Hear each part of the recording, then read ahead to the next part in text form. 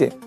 ये पोल 222 से 228 सीटें ममता बनर्जी को दे रहा है और 62 से 65 सीटें भारतीय जनता पार्टी को दे रहा है। यानी बीजेपी का आंकड़ा कम हो रहा है, टीएमसी का आंकड़ा 21 के मुकाबले बढ़ रहा है। एक और पोल देख लेते हैं पश्चिम बंगाल के एक और रीजनल चैनल का। ये दृष्टिभोंगी है। ये 205 सीटें ममता बनर्जी को दे रहे हैं, बीजेपी को 87 सीटें दे रहे हैं, अदर्स के खाते में 5 सीटें हैं। यानी कुछ सीटें बीजेपी की बड़ी हैं, 77 से 10 सीटें, और ममता बनर्जी की करीब 10 सीटों का नुकसान यहां पे दिखाई दे रहा है। अब अगला पोल देख लेते हैं। इसके बाद ये है श्यामल मजूमदार, एक और पत्रकार है, वहां उन्होंने अपना एग्जिट पोल किया है। ये 179 to 202 ये टीएमसी को दे रहे हैं। यहां पर भी 200 के आसपास का आंकड़ा है टीएमसी का। भारतीय जनता पार्टी को 87 से 104 दे रहे हैं और अदर्स के खाते में 6। यानी ये भी टीएमसी की सरकार बना रहा है 200 के आंकड़े के साथ, जैसा कि ममता बनर्जी की सरकार बनती हुई एक और रीजनल चैनल में। एक और मेरे पास सर्वे है न्यूज 18 बांग्ला का। न्यूज 18 बांग्ला इसने भी सर्वे किया, वहां पर एग्जिट पोल किया। ये भारतीय जनता पार्टी को 71 सीट्स, पिछली बार से कुछ कम, टीएमसी को 166 सीटें, लेकिन इसने कांटे की टक्कर 49 सीटों पे दी है, जहां पे इसने नंबर नहीं बताए। इनका यह कहना है कि इतनी क्लोज फाइट है कि इसको बोलना बहुत मुश्किल है, लेकिन अगर इस 49 को जोड़ दिया जाए बीजेपी के साथ तो भी मिडवे मार्क नहीं होता है, लेकिन उस 49 को इधर जोड़ दिया जाए तो ये 200 के पार हो जाता है। तो ये बहुत ही इंटरेस्टिंग है कि बंगाल के जितने चैनल्स हैं वो ये कह रहे हैं कि भाई इस बार तो वहां पे टीएमसी चौका मारने जा रही है, चौथी बार मारने जा रही है। आपने नेशनल के फिगर भी देखे थे, नेशनल के फिगर्स भी स्क्रीन पे आप चलाते रहिएगा। जितने नेशनल मीडिया के चैनल्स आए हैं, पोस्टर्स आए हैं, आंकड़े आए हैं, ज्यादातर ने एक सुर में कहा है कि बीजेपी की सरकार बन रही है, ज्यादातर बीजेपी की सरकार बना रहे हैं, ममता बनर्जी की विदाई दिखा रहे हैं। हमने वो लगातार 2 दिन दिखाया, मैं समय जाया नहीं करूंगा, मेहमानों के पास चलता हूं, चर्चा करूंगा। सबसे पहले मैं प्रवीर विश्वास के पास ही चलूंगा। प्रवीर जी, मैं बहुत ही दिलचस्पी के साथ और बहुत ही हैरानी के साथ ये आपसे पूछना चाहता हूं, आपका आंकड़ा इतना उल्टा कैसे है? नेशनल के आंकड़े भी स्क्रीन पे चलेंगे, अभी आप हमारी टीम को मैं बोल रहा हूं फायर करते रहेंगे साथ साथ। वो सब जगह कह रहे थे एग्जिट पोल में, नेशनल के जितने चैनल्स हैं एक्सेप्ट एक को छोड़ के, जहां जो मुझे याद है पीपुल्स पल्स, बाकी सब ने कहा कि 150-200 के बीच में बीजेपी आ रही है। क्यों इतना डिफरेंस है आपके ओपिनियन, आपके एग्जिट पोल में और उनके एग्जिट पोल में? सुमित जी, सबसे पहले आपके दर्शकों को मैं नमस्कार बोलता हूँ, फर्स्ट टाइम आपके चैनल का आया है जी सर। ये अपने लिए कोई नई बात नहीं है, लगातार हम लोग 5-6 साल से ये काम कर रहे हैं। हर बार ऐसा होता है कि नेशनल चैनल कुछ और दिखाता है, हम कुछ और दिखाते हैं, और आखिर में देखा जाता है कि हम जो दिखाते हैं वही लगभग सटीक होता है। ये हर बार होता है, ये कोई नई बात नहीं है। नेशनल चैनल का जो काम का तरीका है और हम मेरा जो काम का तरीका प्रवीण बाबू, सॉरी बीच में टोक रहा हूं मैं आपको, मैं वो फिगर भी दिखा दे रहा हूं। आपने कहा ना कि आप हर बार करते हैं, आपका सही निकलता है, वो आंकड़े भी मेरे पास मौजूद थे, मेरी टीम ने आपने जैसे ही कहा वो स्क्रीन पे फायर भी हो गए। 2021 में जो पिछला विधानसभा हुआ था, आपने प्रेडिक्ट किया था टीएमसी 194 और बीजेपी 73, उसी दिशा में रिजल्ट भी आए, 211 और 77 आई थिंक। आपने 2024 के लोकसभा चुनावों में भी प्रेडिक्ट किया 2 साल पहले, तब आपने टीएमसी को लोकसभा में 27 सीटें दी और बीजेपी को 12 दी, और इसी दिशा में रिजल्ट भी आए, ये भी हमको देखा। मेरे ख्याल से 29 आई थी टीएमसी की और बीजेपी की 12 आई, if I am not wrong. तो मैं ये कहना चाह रहा हूं प्रवीर जी, ये मतलब आप क्या साबित करना चाहते हैं कि आप ज्यादा अच्छी नब्ज टटोल लेते हैं? ऐसी बात नहीं है सर, ऐसा है कि जो भी बाहर से सर्वे करने आते हैं उनका तरीका कुछ और होता है, अपना तरीका कुछ और होता है। वो आते हैं, उनका हिंदी यहाँ के लोग, ज्यादातर गांव के लोग समझते ही नहीं है, और वो बहुत ज्यादा गांव में जाते भी नहीं है। वो हाईवे पकड़ के जाते रहते हैं, सर्वे करते रहते हैं, 2-3 दिन 4 दिन 5 दिन रहते हैं, फिर निकल जाते हैं। अपना तो काम, इलेक्शन खत्म होगा, 4 तारीख को रिजल्ट आ जाएगा, 5 तारीख से अपना काम चालू हो जाएगा इलेक्शन के लिए। हम साल भर काम करते रहते। तो मुझे चलिए आपके सर्वे की बात में, आपकी इस बात में तर्क है प्रवीर बाबू की, हो सकता है लैंग्वेज के इशू होते होंगे, जो लोग दिल्ली से जाके वहां सर्वे करते हैं, मैं समझ सकता हूं इस बात को, लेकिन एक सवाल का जवाब दीजिए। एक वजह जिस वजह से ममता बनर्जी को जीतना चाहिए चुनाव, एक बड़ा काम जो उन्होंने किया बीते 15 सालों में, इस 5 साल के टेन्योर में। देखिए, ममता बनर्जी का जो पॉलिटिक्स है वो है वेलफेयरिज्म। वो मतलब एकदम जो गांव देहात के लोग, गरीब लोग हैं, उनके पास पैसा पहुंचाते रहे, उनको एम्पावर्ड किए। और बीजेपी का रवैया देखिए, वो जितने हो सके लोगों से पैसा खींच रहे हैं, चाहे शहरी हो चाहे गांव के हो। वो टैक्स के जरिए, टोल टैक्स के जरिए, कुछ भी, वो खाली पैसा खींचते रहते हैं। लेकिन वो आज तक बंगाल में आज तक ऐसा कोई प्रोजेक्ट नहीं किया कि बंगाल के लोग टैक्स तो भरे हैं, लेकिन बदले में बंगाल के लोगों को कुछ नहीं मिला बीजेपी की तरफ से। ये भी नहीं तो एक बहुत केंद्र बड़ी की बात है स्कीमों को तो जिसने दीदी ने लागू ही नहीं किया। केंद्र की जितनी सर स्कीमें थी आयुष्मान से लेके, वो दीदी ने पहले ही मना कर दी और ये पेंट कर दिया। इसमें भी, इसमें इसमें मैं बोलने जाऊंगा तो फिर आप सोचोगे मैं तृणमूल प्रवक्ता होकर बोल रहा हूँ। केंद्र का जो स्कीम है वो सार्वजनिक नहीं है, सबके लिए नहीं है। आप आयुष्मान भारत की बात कर रहे हैं, जिनके घर में एक दो पहिया वाहन है वो स्कीम के हकदार नहीं है। लेकिन ममता बनर्जी के जो स्कीम्स है जितने भी है, 105 स्कीम है, सबके लिए उपलब्ध है। चाहे वो पैसा वाला हो, चाहे गरीब हो, चाहे मध्य वर्गीय हो, सबके लिए वो लागू है। फर्क यही है, फर्क यही है ताकि ममता बनर्जी का जो स्कीम्स है, 105 स्कीम्स है उनका, हर एक स्कीम तो नहीं पहुंचा होगा, लेकिन हर एक घर में किसी ना किसी को ये स्कीम का फायदा जरूर। ये आप बड़ी बात कह रहे हैं। इसी नोट पर मैं अब चर्चा को खोलता हूं, बाकी लोगों के पास ही चलता। प्रवीर बाबू, आप भी हाथ उठा सकते हैं जब भी आप चर्चा में पार्टिसिपेट करना चाहें, आप रहिएगा। अनंत विजय मुस्कुरा रहे हैं, समीर चौका मुस्कुरा रहे हैं। मैं आप दोनों के पास पहले आता हूं। अनंत विजय, चौका आपको देख के कि रीजनल चैनल्स क्या कह रहे हैं और नेशनल चैनल्स क्या, नेशनल मीडिया हाउसेस क्या दिखा रहे थे, सर्वे एजेंसीज?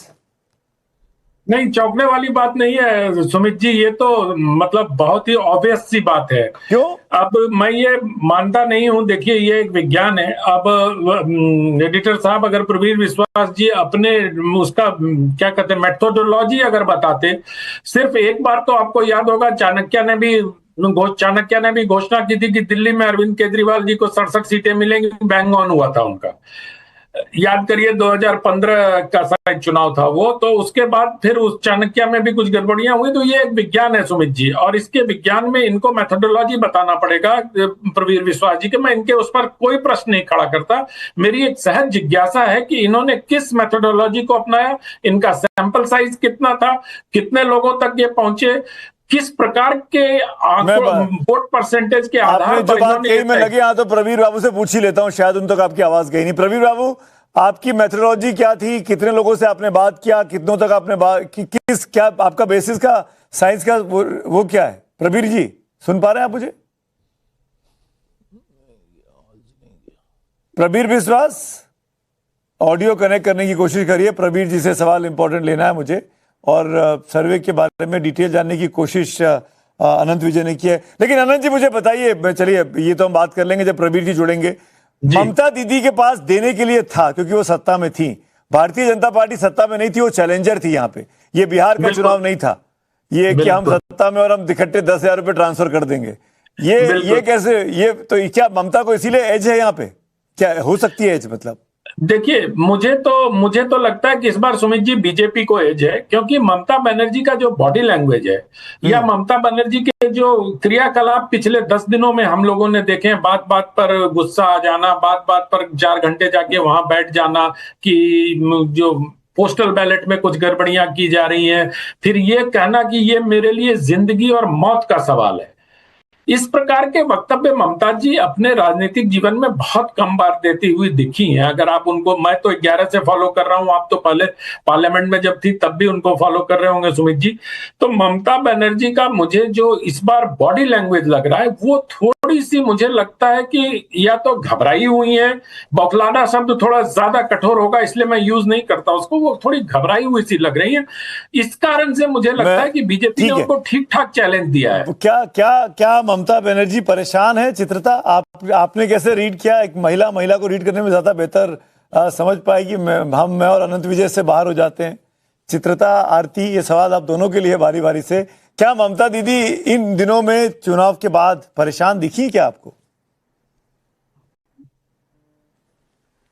देखिए सुमित, ममता बनर्जी का बॉडी लैंग्वेज समझने से पहले ममता बनर्जी को समझना बहुत जरूरी है। Right. ममता बनर्जी इतने साल सत्ता में रही हैं, पर उनकी पॉलिटिक्स अगर आप देखेंगे तो वो आज भी मुख्यमंत्री बन के हर इशू को लेके रास्ते पे उतरी हैं। उनका जो पॉलिटिक्स है ये पूरी तरह से ऑपोजिशन पॉलिटिक्स जैसा है। उनके लैंग्वेज पे मत जाइए, वो टेंस थोड़ी सी हैं क्योंकि ऑब्वियसली वो समझ पा रही हैं बीजेपी जिस तरह से एग्रेसिव कैंपेनिंग उनके खिलाफ उन्होंने किया है। थोड़े सीट्स उनके कम हो सकते हैं, पर ये भूल जाइए कि ममता बनर्जी डरी हुई हैं। वो इस तरह की पॉलिटिक्स नहीं करती हैं। वो जानती हैं कि चित्रता ये कहा गया कि ममता बनर्जी बहुत ओवर एक्टिव हैं, वोटिंग के दिन सुबह सुबह घर से निकल गई, बैलेट बॉक्स के लिए खुद चली गई स्ट्रांग रूम में। ये पहले तस्वीरें नहीं आती थी ऐसे, पहले वो मान के चलती थी कि हम तो हो जीती रहे। इस बार टफ चुनाव था उनका। नहीं, टफ बिल्कुल था, चौथा टाइम है उनका, टफ बिल्कुल है। पर यह बात सच है कि ममता बनर्जी जीतने के बाद हमने उनको देखा कि वो पुलिस स्टेशन के बाहर धरने पे बैठ गई। जीतने के बाद आप सोच समझ सकते हैं, आप सोच सकते हैं कि कोई भी मुख्यमंत्री भारी मेजॉरिटी से जीतने के बाद नेक्स्ट डे उसी रात पे पुलिस स्टेशन के बाहर जाके धरना कर रही हैं। ये सिर्फ ममता बनर्जी कर सकती। उन्हें पता है कि उनके जो वोटर्स हैं उनको किस तरह वो आकर्षित कर सकते हैं, किस तरह उनमें जो है एक जोश पैदा कर सकते हैं। ये उनकी राजनीति तो है, वो करते आए हैं। अगर मैं आपको ठीक रीड कर रहा हूं चित्रता, तो आप ये कह रही हैं कि ये समझ रहे हैं ममता को लीड है, पिछली बार से कुछ सीटें कम हो सकती हैं। टू स्टार्ट विद हियर मैं आगे चलता हूं। समीर चौगांकर मैं आपको लेके आना चाहूंगा इस चर्चा में। समीर जी, आपके हिसाब से आप बहुत ही मुखर तरीके से बोल रहे हैं, लिख रहे हैं कि बीजेपी आ रही है, बीजेपी आ रही है, बीजेपी आ रही है। क्या बेसिस है आपका ये? देखिए समुदाय, मुझे लगता है कि अगर किसी भी इलेक्शन की बात हो और जमीनी स्तर की अगर बात हो कि जमीन पे सेंटिमेंट क्या है, तो मुझे लगता है कि राष्ट्रीय सेवक संघ के प्रचारकों से बेहतर कोई नहीं समझता।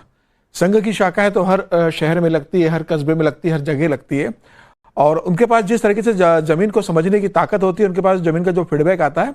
मैं लगातार पिछले 2 महीने से लगभग, मतलब इलेक्शन डिक्लेयर होने के 15-20 दिन पहले से मैं लगातार बंगाल के सभी बड़े संघ के पदाधिकारियों से लेके संघ के शाखा प्रमुख जो शाखा लगाते हैं बड़े स्तर पर, जो अलग अलग जगह लगाते हैं, उनसे लगातार संपर्क करता रहा हूं।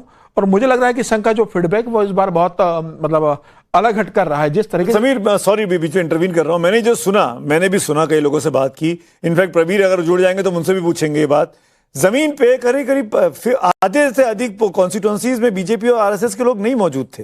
नहीं, ये गलत खबर है। पोलिंग एजेंट्स नहीं थे, लोगों को ड्राइव करने वाले लोग नहीं थे। संघ का काम पोलिंग एजेंट पे नहीं कि भाई बूथ मैनेजमेंट तक नहीं है। संघ का काम तो आपका कार्यकर्ताओं को बूथ तक ले जाने तक के लिए जो व्यवस्था होती है, संघ वहां तक रहता है। ये पार्टी के मशीनरी का काम होता है कि भाई आप बूथ पर लोगों को लेकर जाए, जमीनी स्तर पर लोगों को कन्विंस करना, सरकार के बारे में बताना, केंद्र सरकार के बारे में बताना, देश के इश्यूज के बारे में बताना, उनके साथ मोहल्ला बैठक करना। ये ममता दीदी करने दे रही थी, आप लोगों ने पेंट कर रखा है ममता दीदी ये सब घुसने नहीं देती है, ये सब करने दे रही थी वो। तब नहीं करने देगी कि 50-50 की अगर टोली जाएगी तो होगी। अगर एक संघ का स्वयंसेवक अगर एक घर में जाकर बातचीत कर रहा है, 2 स्वयंसेवक जाकर अगर बातचीत कर रहे हैं, चाय की दुकान पे बात कर रहे हैं, घर में जाकर बात कर रहे हैं, ऑफिस में बातचीत हो रही है, चौराहे पर हो रही है, किसी समारोह में बातचीत हो रही है, जनरल बातचीत हो रही है नॉर्मल बातचीत में, तो मुझे लग रहा है कि उसमें किसी को आपत्ति भी नहीं होती। संघ ने जिस तरह के जमीनी स्तर पर मुझे लगता है इस बार काम किया। प्रवीर, क्या आप जुड़ गए? प्रवीर विश्वास, क्या आप मुझे सुन पा रहे हैं? प्रवीर, मैं आऊंगा आपके पास। प्रवीर का ऑडियो कटा हुआ। आधार पर मुझे लगता है कि संघ ने जो फीडबैक दिया है कि भारतीय जनता पार्टी इस बार पूर्ण बहुमत की सरकार बनाने जा रही है। गौतम लाहिरी, आप सहमत हैं? संघ वहां पे काफी एक्टिव था, संघ ने वहां पर बहुत अच्छे से समझाया चीजों को, और बीजेपी को एज है, बीजेपी सरकार बना रही है जैसे समीर कह रहे हैं। नहीं, ये तो वहाँ पे एक बात तो सच है कि मोहन भागवत जी 15 दिन के ऊपर वहाँ पे प्रवास रखा था, सारे जगह से बातचीत किया है। लेकिन पांडा प्रमुख जो है वहाँ का आरएसएस शाखा इस समय बड़ा भी है, संघ का बढ़ भी गया है पहले से। लेकिन वो बूथ में लाने का जो काम है वो काम है भारतीय जनता पार्टी का। उस बूथ लेवल वर्कर है कि नहीं, वो सबसे बड़ी बात है। मेरा मानना जो है, देखिए मैं 6 महीना पहले भी इस बारे में बात किया था बंगाल चुनाव में। यहाँ साथ बैठे हैं शेखर राय, वरिष्ठ पत्रकार। हम लोग तो मानते थे कि ममता के लिए जीत बहुत आसान है, लेकिन 6 महीने के बाद हमने देखा धीरे धीरे परिस्थिति बदल रहा है। जिस तरह का एसआईआर हुआ, लोगों का नाम चला गया, वोटर सुप्रीम कोर्ट से भी राहत नहीं मिल रहा है, चुनाव का 2 दिन पहले आईपैक का जो उनका लिए खास प्रचार करते हैं उसका अरेस्ट, गिरफ्तार होना, चुनाव खत्म होते ही उसको बेल मिल जाता, ये सब दर्शाता है कि और खुद अब गृह मंत्री 15 दिन वहां बैठे थे, 15 दिन गृह मंत्री, मतलब सारे उनका एजेंसी उसके हाथ में है जी।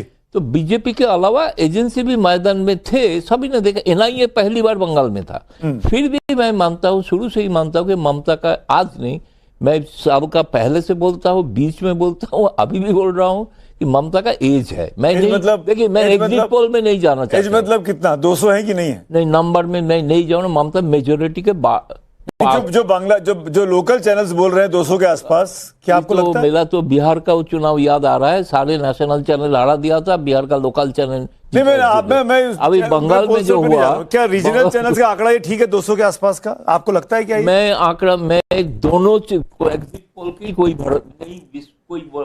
सर्टिफिकेट दे रहा हूँ। अच्छा। हो सकता है सही हो जाए, लेकिन बात यह है कि मैं बोल रहा हूँ ग्रामीण स्थिति, ममता का वोट बैंक उसमें सेंध भी पड़ा है इस बार, नहीं अच्छा। नहीं है, इंटैक्ट भी नहीं है, इसलिए सीट कुछ कम हो सकता है।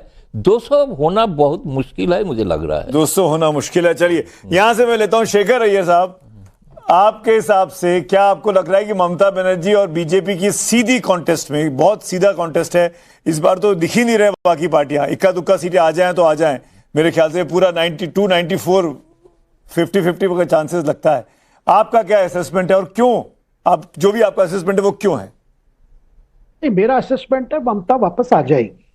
अच्छा, क्यों? और नहीं, मैं बताता हूं। देखिए, ममता किसी भी चुनाव में जब स्टार्ट करती है उसके पास 30% वोट है ऑलरेडी। 30% वोट वो कभी नहीं हटेगा ममता जी से, अगर बीजेपी सामने है तो। मुस्लिम वाला जो आपके फैक्टर वाला है ही। उसके अलावा महिला फैक्टर ले लीजिए, उसमें भी आपको तो पूरा कुछ तो है उधर।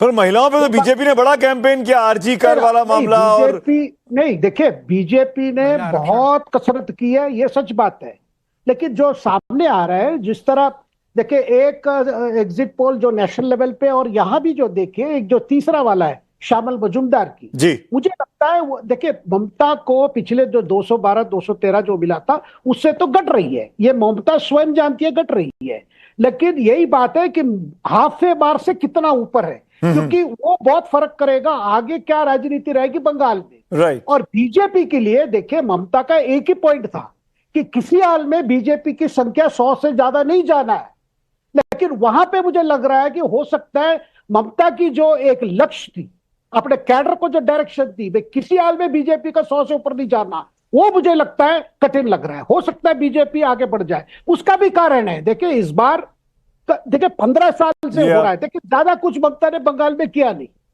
वो सबको पता है, वहां के वो समर्थक वोटर भी मानते हैं कि जो चल रहा है वही चल रहा है, 5 साल से जो चल रहा है वही चल रहा है। शेखर, ये बड़ा इंटरेस्टिंग आपका वो है कि अगर बीजेपी 100 से ऊपर आ गई तो ममता के लिए चुनाव जीतने के बाद भी मुसीबतें हो जाएंगी। विनोद जी, आप मानेंगे इस बात को?